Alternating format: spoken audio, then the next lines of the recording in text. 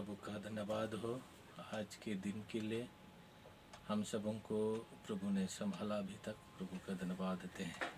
आज हम लोग शुरू करेंगे। एक विषय है जो बहुत अच्छा विषय है मसीह भाइयों के लिए, बहनों के लिए। मसीह में परिवार कैसी रहना चाहिए, मसीह में परिवार कैसी रहना चाहिए, इसके विषय पर हम लोग देखेंगे। आइए हम लोग शुरू करने के पहले प्रार्थना करेंगे।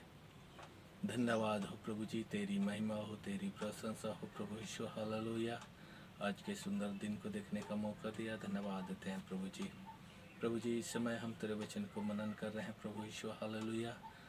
मसीह में परिवार जीवन कैसी रहना चाहिए उसके विषय पर हम लोग देखेंगे प्रभु यीशु, हालेलुया। ये सुसमाचार तेरा है प्रभु जी, जगत के छोर तक प्रभु जी पहुँच नहीं पाए, क्योंकि तेरी आज्ञा है प्रभु जी। तेरी आज्ञा को हम पालन करने पाए और पूरा करने पाए प्रभु यीशु, हालेलुया। धन्यवाद देते हुए प्रभु जी इस विनती को यीशु के नाम से मांगते हैं, सुनो स्वर्ग में ग्रहण कर पिता, आमीन। हम लोग देखेंगे मसीह परिवार और उस परिवार के जीवन कैसे होना चाहिए, इसके विषय पर हम लोग देखेंगे। परमेश्वर ही है, इसका परिभाषा हम लोग देखेंगे तो परमेश्वर ही है जो व्यक्ति को परिवार में जोड़ता है।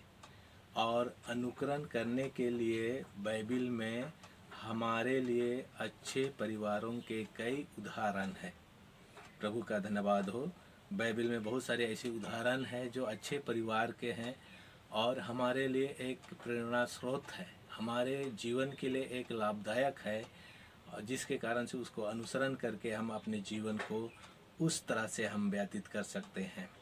प्रभु का धन्यवाद हो। हम लोग पहला वचन देखेंगे, इफिसियों की मंडली को लिखा है पौलुस ने, और इसमें लिखा है इफिसी 5:25 में लिखा है, हे पतियों अपनी पत्नी से प्रेम रखो जैसा मसीह ने कलीसिया से प्रेम किया है और अपने आप को दे दिया है।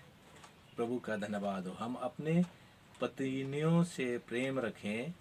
यहाँ पर पतियों को संबोधित करके पौलुस ने कहा है कि अपने पत्नियों से प्रेम रखो, जैसे कि यीशु मसीह भी अपने प्रेम को दर्शाने के लिए कलीसिया के लिए दे दिया। इस संसार पर जब आया प्रभु यीशु मसीह ने, तो कलीसिया के लिए, कलीसिया को बचाने के लिए, कलीसिया को निर्दोष बनाने के लिए, कलीसिया के प्रति अपने प्रेम को दर्शाने के लिए अपने जान कलवारी क्रूस पर दे दिया, जिसके कारण से कलीसिया उसकी ऋणी हो गई, कलीसिया पवित्र बन गई, कलीसिया परमेश्वर की इच्छा अनुसार बन गई।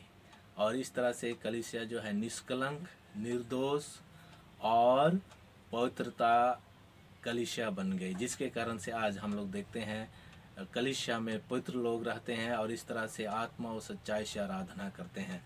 प्रभु का धन्यवाद हो। यही हमारे प्रभु यीशु मसीह का एक अच्छा बलिदान दिया है, जिसके कारण से कलीसिया आज निर्दोष पाया जाता है।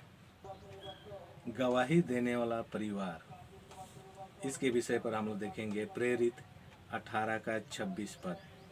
वह आराधनालय में निडर होकर बोलने लगा। प्रिस्किल्ला और अक्विला उसकी बातें सुनकर उसे अपने यहाँ ले गए और परमेश्वर का मार्ग उसको और भी ठीक ठीक बताया। प्रभु का धन्यवाद हो। आराधनालय में वर्तमान समय में भी हम लोग कलीसिया में देखते हैं, आराधनालय में खड़े होकर के प्रभु के आश्चर्य कर्मों का वर्णन करते हैं।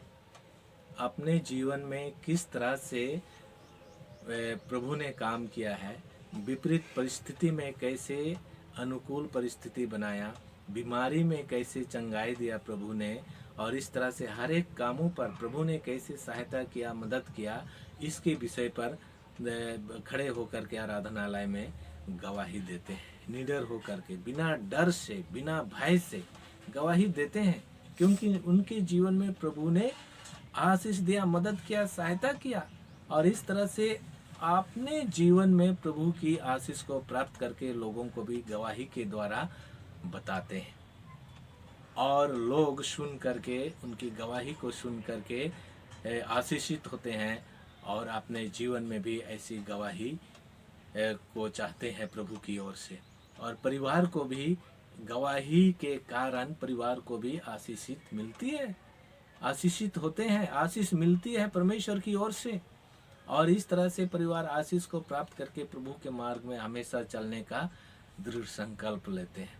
प्रभु का धन्यवाद हो, कितना बढ़िया यहाँ पर गवाही देने वाला परिवार होता है। और इस तरह से वो धर्मी परिवार का एक लक्षण देखते हैं।